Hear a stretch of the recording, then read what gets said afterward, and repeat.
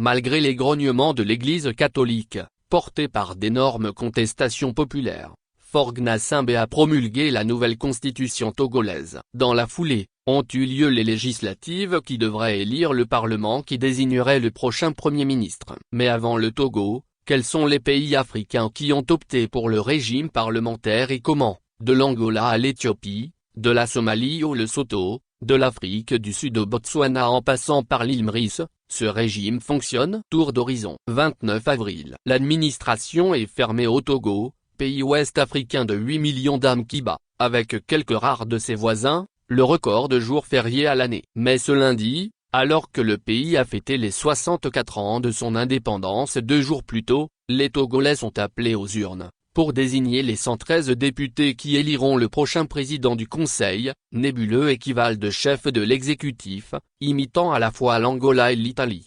L'Italie, c'est aussi le pays dont Faure Gnassingbé, 57 printemps et près de 20 ans passés au pouvoir, raffole de la gastronomie et où il fait quelques virées chaque année. Et au cœur de Rome, le Vatican, inspirant pour ce catholique qui y entretient pieusement quelques entrées. Ce qui ne l'a pas empêché de faire la sourde oreille face à l'épiscopat local, farouchement opposé à la nouvelle constitution, César ce qui est à César, à Dieu ce qui est à Dieu. Rechigne l'entourage du président qui a militairement bien encadré les quelques manifestations à Lomé. La mobilisation timide des électeurs, malgré les invraisemblables 61% de taux de participation annoncés, et les massives irrégularités dénoncées par l'opposition ont avarié un scrutin qui vient allonger la liste de ceux, souvent controversés, que le pays connaît depuis 1990. Alors que la quasi-totalité des pays africains sont sous le régime présidentiel, à la limite présidentialiste, Faure Gnassingbé qui y trouve le prétexte d'aller au-delà des 2 mandats que lui confère la loi fondamentale si essaie.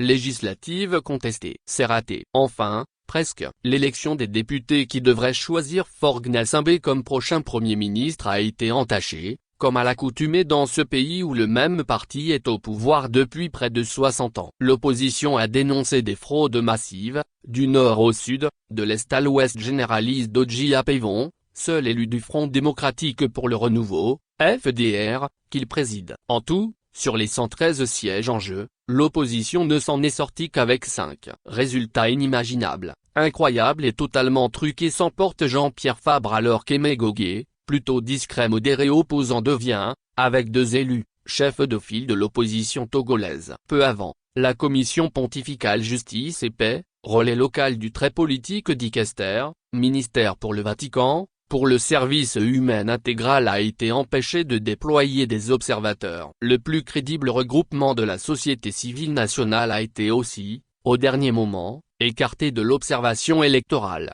le plus souvent sous des prétextes fallacieux.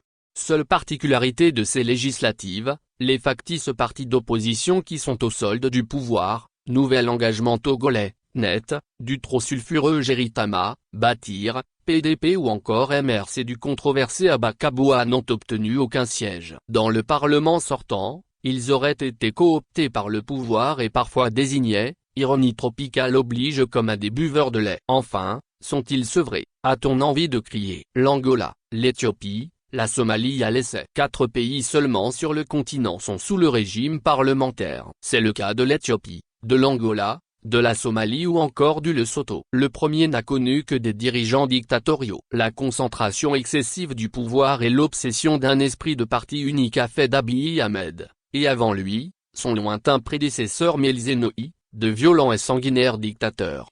L'Angola n'a réussi, au bout d'un demi-siècle d'indépendance, qu'à instaurer un système oligarque miné par la corruption et la répression systématique de toute contestation, alors que la Somalie est devenue un État néant exposé à une instabilité institutionnelle constante.